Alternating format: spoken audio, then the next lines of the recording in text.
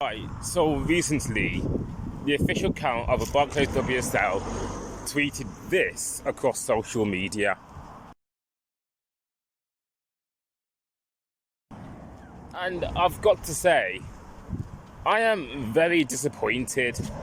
Like, the social media person at the Barclays WSL, they really have to have their finger on the pulse about such things, and they missed it by a lot. Like, how can you say that Chelsea are the first side to win a domestic treble twice? Okay, first of all, that's wrong by a long mile, because that's something Arsenal have done. Not once, not even twice, but 5 times. Like, are we just going to start erasing everything that happened in women's football before the WSL? Because the last time I checked, women's football wasn't invented in 2011. Like, and this is exactly the same thing that's going on in the men's game. And it's one of the reasons why we say that football wasn't invented in 1992. Like, that tweet, I'm very disappointed by it. But,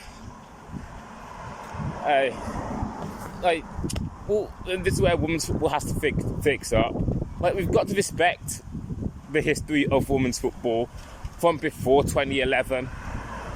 Like, you name something that Chelsea have achieved in the women's game, and Arsenal have already done that. Domestic treble, check. Most league titles, Arsenal. Most league cups, Arsenal. Most FA Cups, Arsenal. And let me guess, we're the only British, not English, British club to have won a European Cup twice. Arsenal. But for some reason, especially the younger ones, they think that women's football has only been in existence since 2011. And that is so not true at all. We really have to teach the younger ones about what happened in women's football before the rise of the WSL. Because I believe it's important that we don't erase football history. Because what's happened in the past goes on to what... Now, let me say that again. What happens before reflects on today. And if you look at the history of Arsenal Women's Football Club since '87, you'll find that they are the most successful side. I mean, yeah, Chelsea have been winning the most trophies over the last 10 years, but to erase history from before 2011, I just find that completely unacceptable, honestly. Like, it's just ridiculous, really, but there we go. The thing I want to talk about is Senegals' 3-1 demolition of England. Now, I've been thinking to myself, following that game, at what point does African football finally get taken seriously? Because having been watching African nations partake at the World Cup and African Cup of Nations, it seems that African football just isn't taken seriously.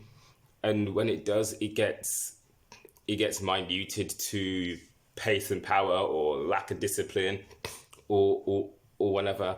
I just think to myself, like, we've got to start taking African football seriously, because if not now, then when? Honestly, like, we've had Morocco become the first African nation to reach a World Cup semi-final, beating likes of Spain and Portugal on the way. Like, that was back in Qatar 2022. And before that, we've had the likes of Ghana, Ghana and Cameroon. They've both reached a quarter-final of a World Cup. Ghana in 2010 and Cameroon, of course, in 1990. And I think Senegal in 2002 as well. Well, I can't remember.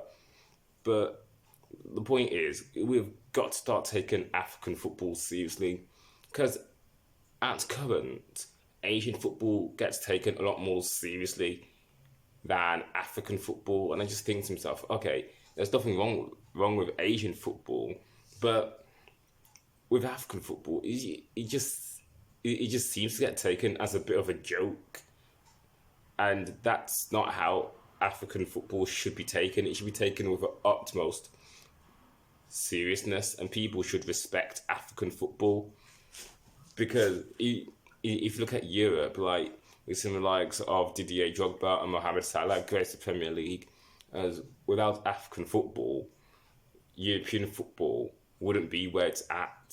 If you know what I mean, we've had some African legends, not just in the Premier League, but in Europe as a whole, like Osimhen, who's currently playing at Napoli, and amongst other African players who have never played in the Premier League, but have made their name elsewhere.